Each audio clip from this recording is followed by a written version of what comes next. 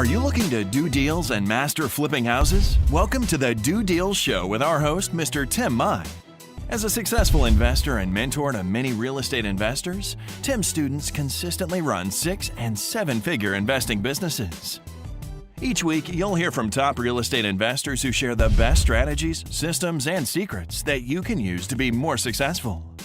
Tim and his guests will pull back the curtain for you to learn their exact tactics, tricks, and tools that are working best right now in today's real estate market. Now, let's welcome Mr. Tim Mai. Well, hello everybody, this is Tim Mai. Today I have my good friend Anita Winkles on the line with us. I'm about to interview her. Hi Anita, we're live on Facebook right now, and I know you do a lot of creative financing deals, doing deals with no money down. So Yes. Can you share with everyone on Facebook right now, what is your best tip for how to buy real estate with infinite returns? You know, Tim, I often tell folks, irregardless of whatever their experience level is with real estate investing, the number one rule for real estate investing is always be sourcing funds. Always be networking, always be sourcing funds. You never know what kind of deal you're going to come across where you might need to partner up with someone else, and even getting started, being able to source funds from other areas to be able to create those infinite returns. You know, some of the things that's very common nowadays that people use is OPM in various different forms. You know, you can leverage credit cards, of which we like to call them investor cards, because we don't buy doodads with them. We buy performing assets with them.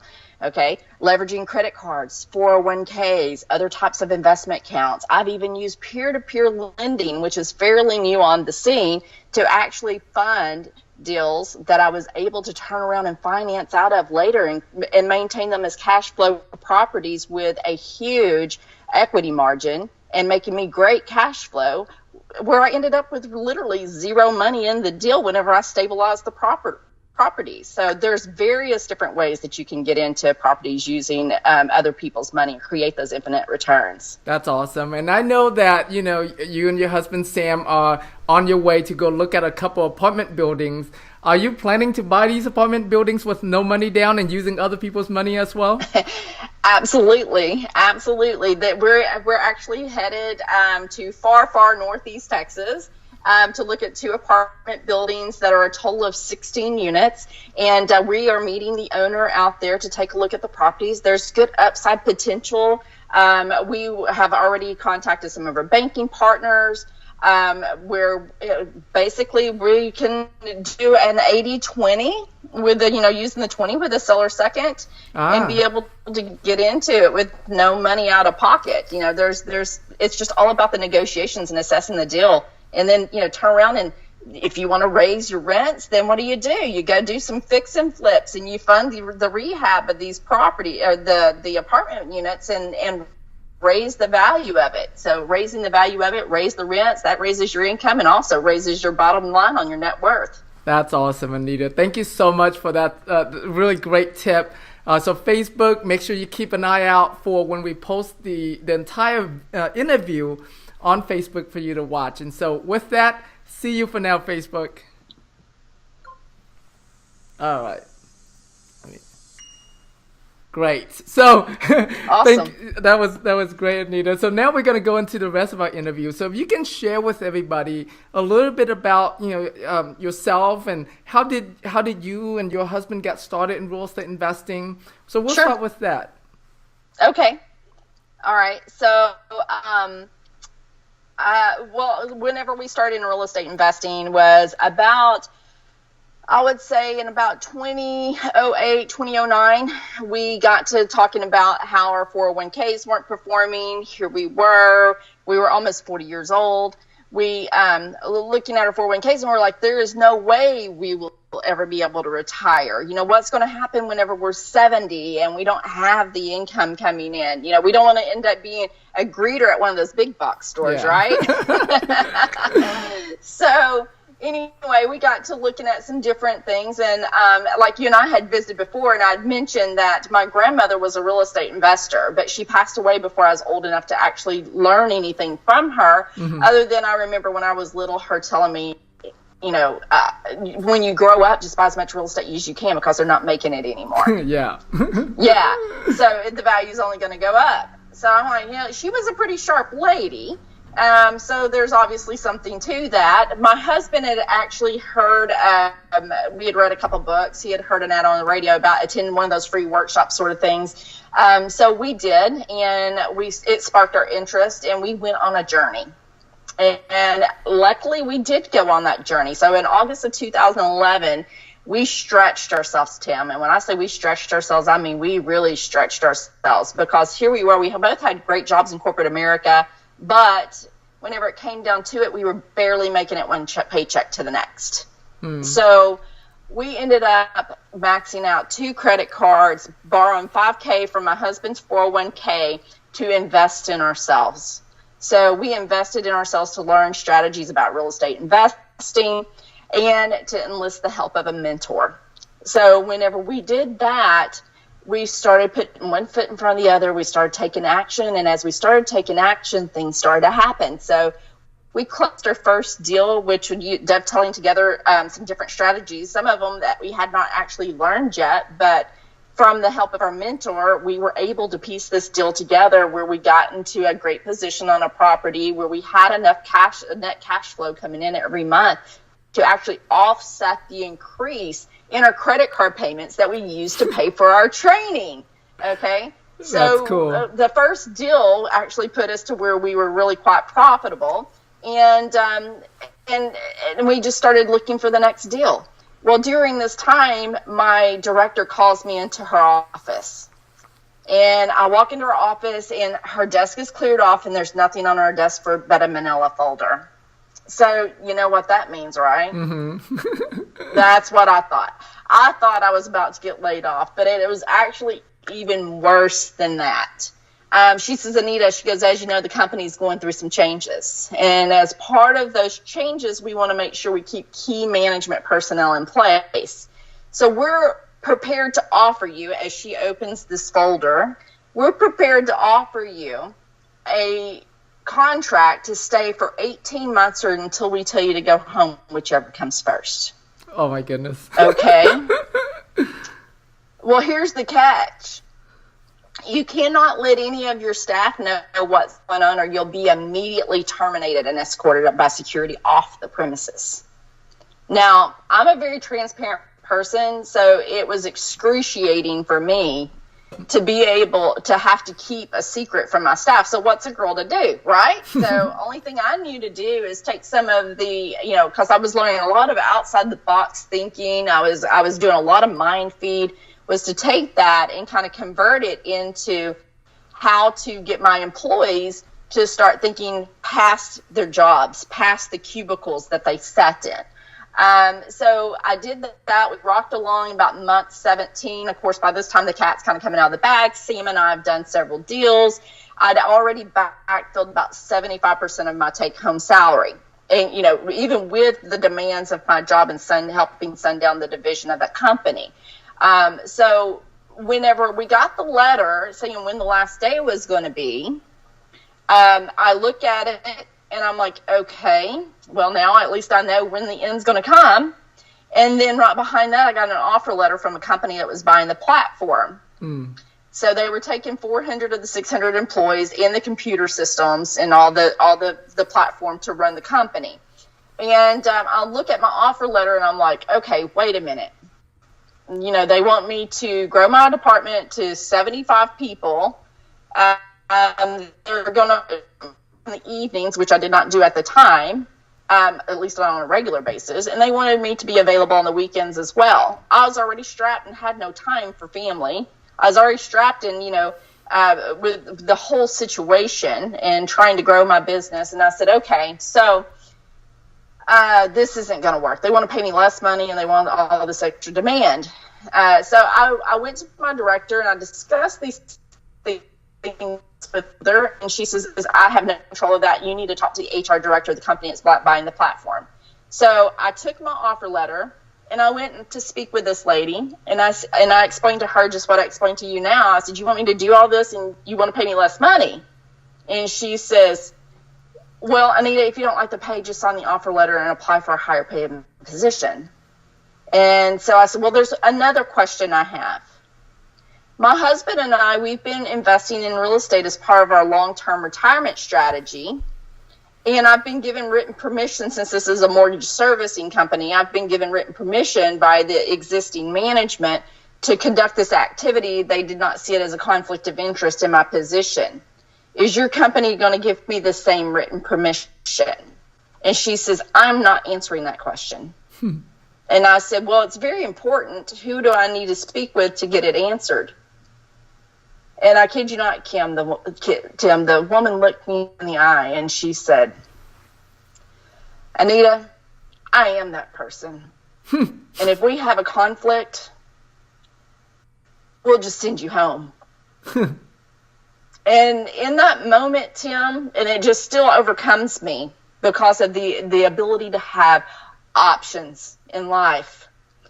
At that moment, I looked her in the eye and I said, thank you, but that sounds like a complete and total waste of my time. And I crumbled up that offer letter and I threw it in the trash can on my way out the door. And I marched myself right back down to my director's office. And I walked in and I said, Linda, I said, get my package ready because I'm going home. I was the only person out of the 400 people that was not eligible for early retirement that received an offer letter that was able to walk away. So what did I do? Immediately, whenever I found out when my last day was going to be, I lined up to have not only one, but two of my mentors come out, and each one of them spent 3 days each with me in my marketplace, working with me in my home office, one to help me evaluate my business and my processes to make sure that everything was automated to where we could grow it, and the other one to help me take my banking relationships, my creative finance options to the next level, to go out there to be able to do more deals quickly. That way, I would never have to set foot back in corporate America again. So as time went on, of course, we just kept doing one deal after another, and we would look for the really quality deals. You know, right. Volume's great. But you know what? When you're going out there and you're just throwing spaghetti against the wall to see what sticks, not all the time is it going to stick. So looking for the quality deals was key.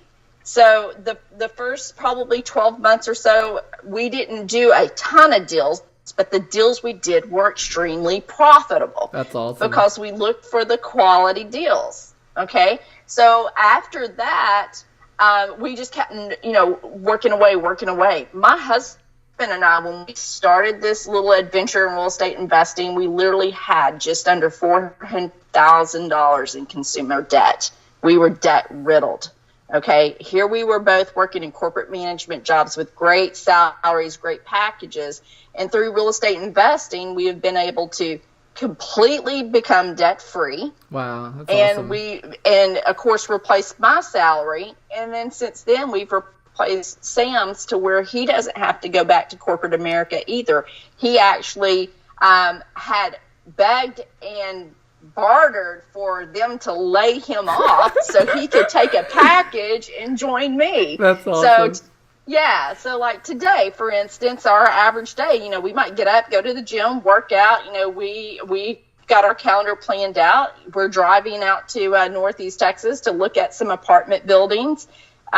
We're just totally loving life and loving the flexibility. And it really is about using real estate investing as a tool to build not only time freedom and financial freedom, but to build a lifestyle. Right. I love that. And how long did it take you, after you quit, to make enough money in real estate, like to equal or maybe exceeded your salary at that time?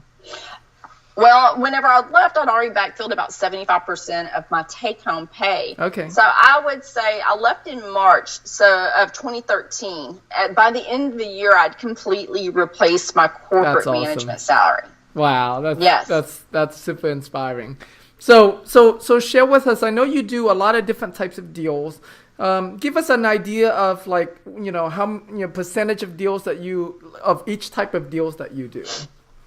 Oh, I would say it's kind of fairly evenly spread. Me and Sam, our theory is what is the property demand? What is that neighborhood demanding? Before we purchase anything, whenever it comes to single families, we look for 3 exit strategies. And I don't care how sweetheart of a deal it is, if we can't figure out at least 3 exit strategies that's going to make us money in any economy, we're not going to buy it. That's just protecting yourself. It might be a great portfolio strategy, but like starting out, we really needed earned income strategies, not portfolio strategies. Right. So it would have been financial suicide to try to jump in over your head. So, but like now, it just depends on what it is. We do everything from fix and flips. We do creative finance deals where we're dovetailing multiple strategies together. We buy and holds. We do wholesales. And, one of the things about, creating a lifestyle around using real estate and investing as a tool, last year throughout Thanksgiving, Christmas, New Year's, we were working on a major rehab. Okay. I figured out that is the last time that I'm going to do a rehab throughout the holiday season. So this year we actually had 2 fantastic deals that were home run deals that were perfect for rehab in the Dallas-Fort Worth area.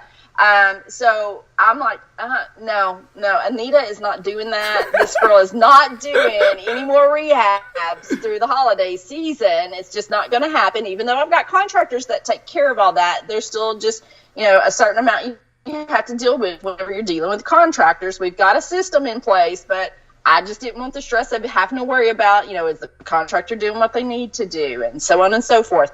So we actually took those 2 fantastic deals and we wholesaled them to other investors.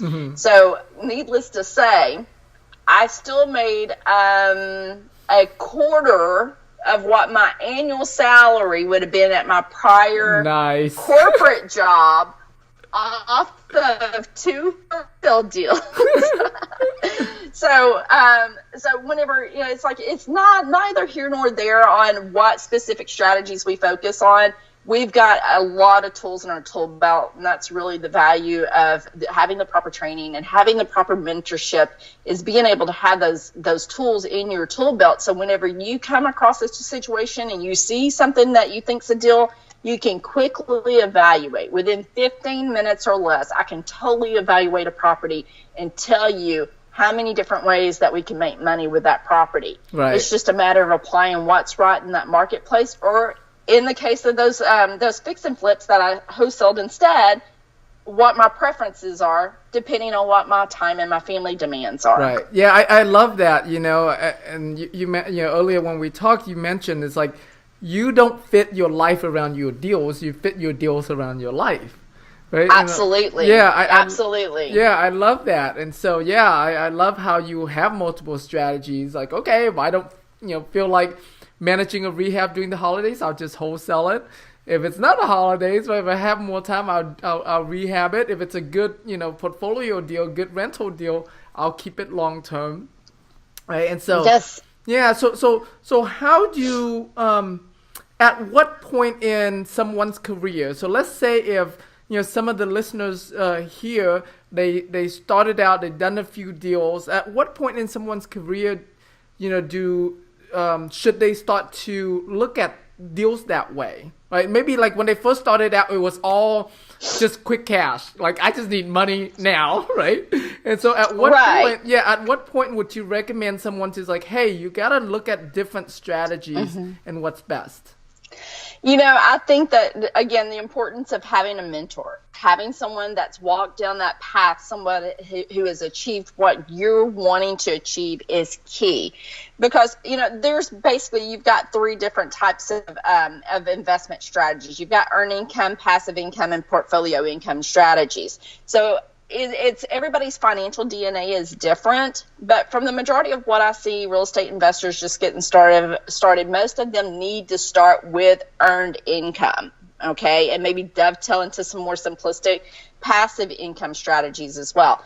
But that's where most people need to start at. That's where we needed to start at, because we had just a ton of consumer debt that we had to eliminate. We were trying to backfill our salaries at the same time. So, it was a balancing act.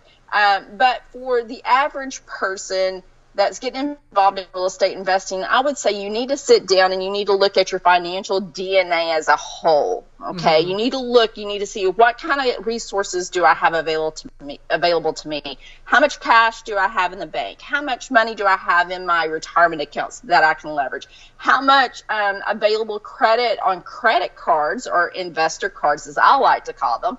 How much credit do I have on investor cards that I can leverage to get into deals? What about clear car titles? Who do I know that's cash heavy? Or who do I know that's got maybe a home equity line of credit that wants to use that as a tool to make money? Or maybe somebody else that's got, funds available to make money.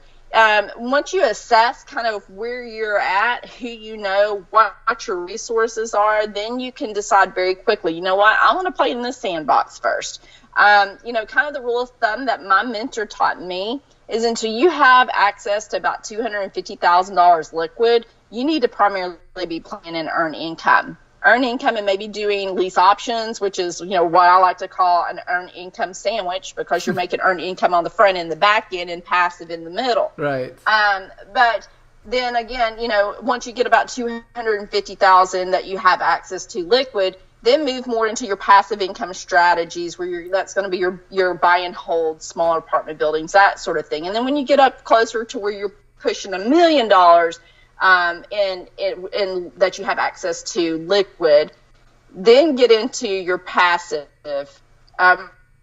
your Leo strategies, where you start becoming the bank for other people. You start getting into those bigger commercial deals. You start doing maybe land development or international investing or tax liens and deeds. There's so many different options, that people, depending on what their liking is, can kind of plug into. But for Sam and I getting started out, it was a matter of doing some earned income strategies, and with the help of a mentor, dovetailing into passive income strategies to start making some money that's coming in every month to immediately start offsetting the debt load that we had acquired by investing in ourselves, by helping offset, basically backfilling our salary. So with the help of a mentor, we were able to dovetail in several different strategies to kind of work on the earned income and the passive income simultaneously. Gotcha. That's awesome. Now, I know that you also started doing some teaching. Do you also take on coaching students as well? Actually, I work in conjunction with the company that I had obtained some of my training from, and my mentor had actually invited me to kind of lock arms with her and her team. So what I do is they actually fly me around the U.S., which is super fun because I like to travel. So I get to fly around the U.S. a couple times a month. And I go out and I help with the 3-day basic workshops. And primarily the role that I take on in the 3-day basic workshops is I'm there to do strategies with students to help them figure out how to source money to start their business, or if they're already doing a little bit of real estate investing, how to source the funds they need to take their business to the next level. And as a result of doing that, I've also gotten into doing some coaching calls as well, and helping people who are brand new, who haven't even set foot in front of anybody to get any instructions, to help them prepare. What do they mentally need to know? How to mentally prepare their mindset so they can learn better and overcome their limiting beliefs. How to sit there and kind of figure out what is the minimum amount of money that they need every month to survive. What's that financial freedom number look like for them? So I often do those calls. I think in the month of November, I did 62 calls with 62 different students, just to basically help them prepare themselves on how to get in the right mindset, how to analyze their financial DNA, where they're at, how to go ahead and be prepared to where if they get into a classroom environment where they're learning more about real estate investing, to be able to make an educated decision. Is this what I want to do?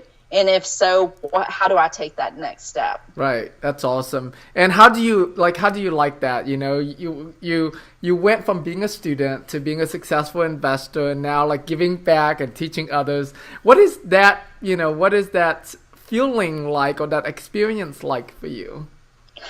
It's very exhilarating, actually. And after Sam and I had first started doing our training, we always, at the end of the year, we had started our training in like August of, I think it was, what was it, August 2008, I believe it was.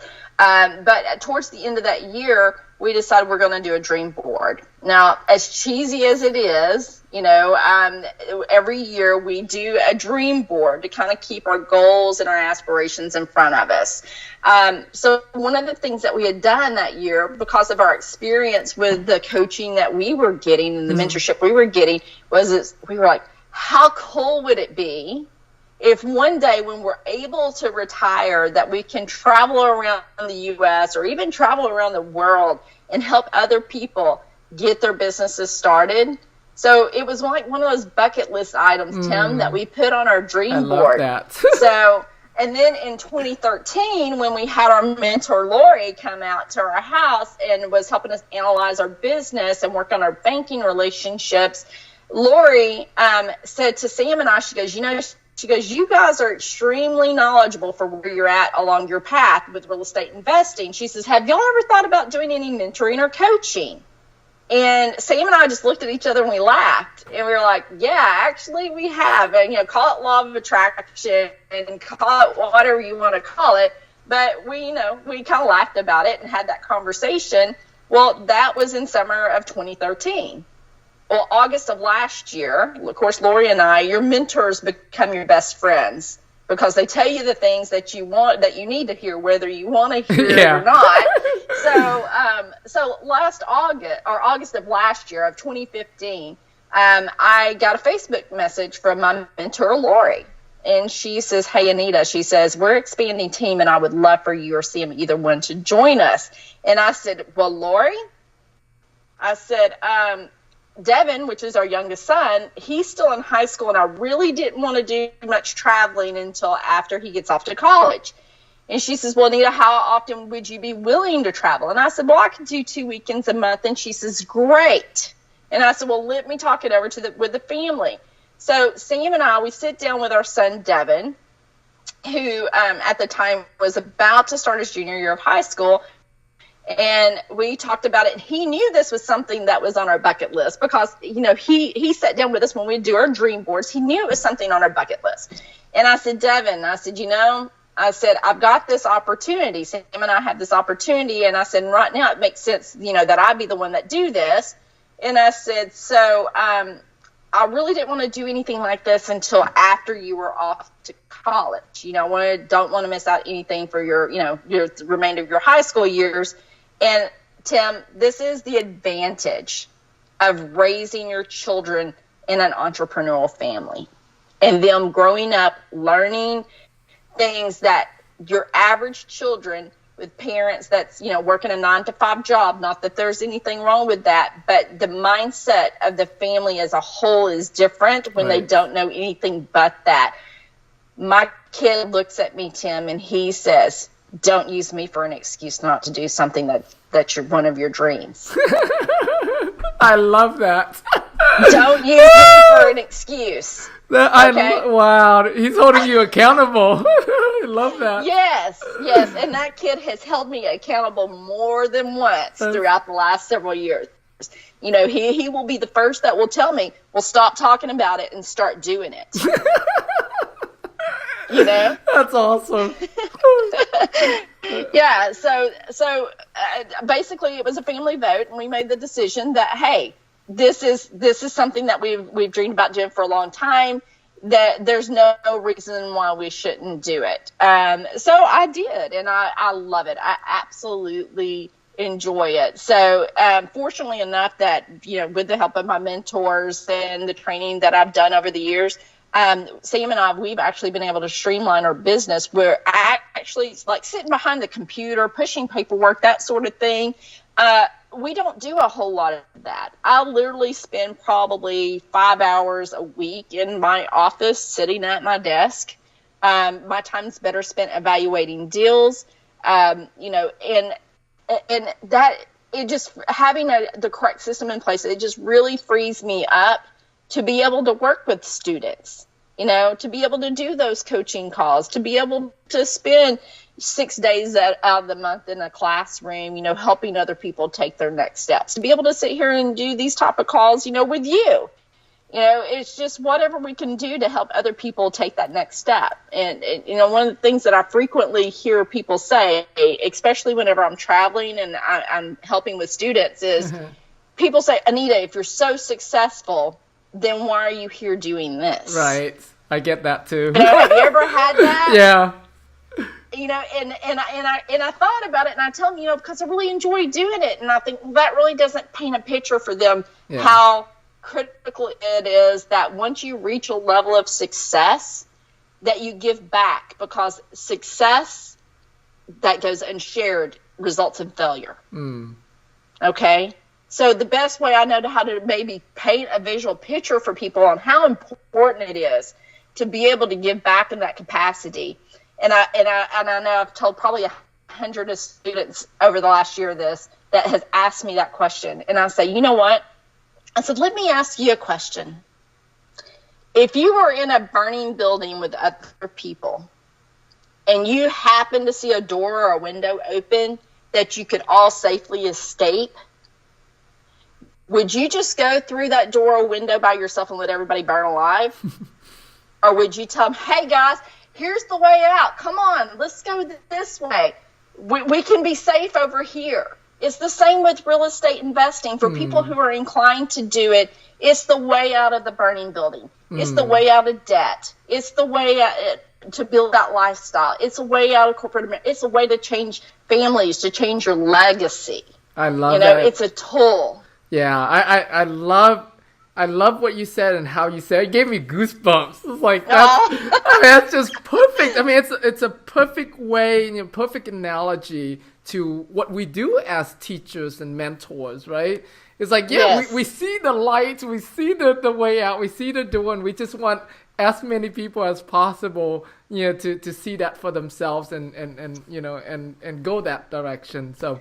Right. Yeah. And, and you have students say, well, you know what, if it's so easy and everybody's doing it, then isn't the market going to be flooded with real estate investors? And I tell them, well, listen, if you can do about 4th or 5th grade math, you can do this business. It's just a matter of knowing what to do and how to do it. And then often I hear people say, well, I can go read a book instead of paying somebody tens of thousands of dollars to be able to train me how to do this. And I said, yeah, you can spend the rest of your life reading books in the library for free. But how do you know what information to take from those books and go out and apply in real life that's going to create you the income immediately? Right. You're not going to know, because you're not working with somebody who's walked down that path before, that's paved the way for you.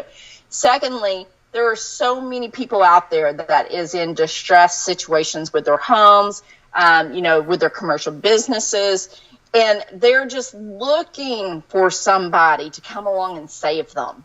Right. They're just looking for it, Tim. There's so many people that end up in hardships that they don't even put the house on the market. They think their only solution is let the house go back to the bank, and I just want to grab them and say, no. Whenever you let your house go back to the bank, you get foreclosed on. That just starts a whole new set of problems for you. Let us help you. It really is a business about having a heart for helping people. We solve big problems, and the bigger the problem you solve, the bigger the paycheck you get. Right. I love that, and it transitioned perfectly into my next question for you. And that is, to me, all entrepreneurs are heroes. Do you see yourself as a hero? I have a hard time accepting that. I've actually had people come out of the blue and tell me, because of you, my whole life has changed. You inspired me. Or you helped me take that next step. And it's really hard for me to accept that because I look at myself, you think of hero and you think of Superman or Wonder Woman. And it's like, I'm just an average person, just like everybody else. I didn't grow up in a wealthy family. I didn't grow up with, a silver spoon in my mouth. I didn't have any advantages that would make me some type of, rock star in this business.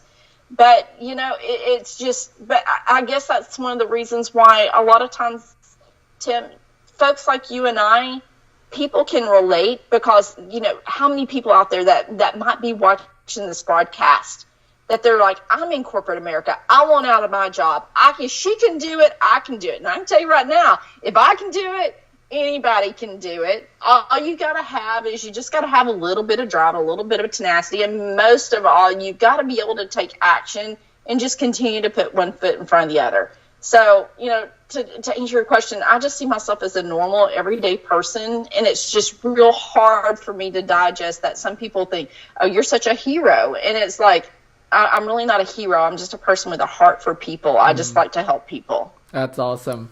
Well, Anita, thank you so much for this great, phenomenal interview. By now, I'm sure the listeners are in love with you. So, if they wanna reach out to you, whether it's to get to connect, or if they have money they want to invest with you, they have deals they want to do with you, where do you want to send them? Well, I'm really easy to find online. I'm on Facebook, and my husband and I, we share Facebook because we have all the same network and same friends, because we work together and we live, together, unlike a lot of married couples, who just kind of go their own separate ways. But we can be found on Facebook under Sam-Anita Winkles. That's our personal Facebook profile. I'm on LinkedIn under Anita Winkles. And for anybody that might be using, like, say, REI Black Book, I'm on Top Properties in REI Black Book.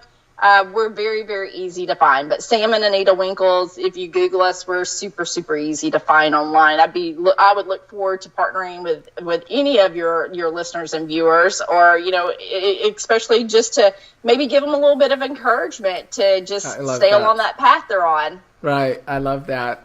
Well, Anita, thank you so much. I mean, you have been super generous. I know you're busy going out, making deals happen, right? And you take your time to do this interview with me. I'm super grateful.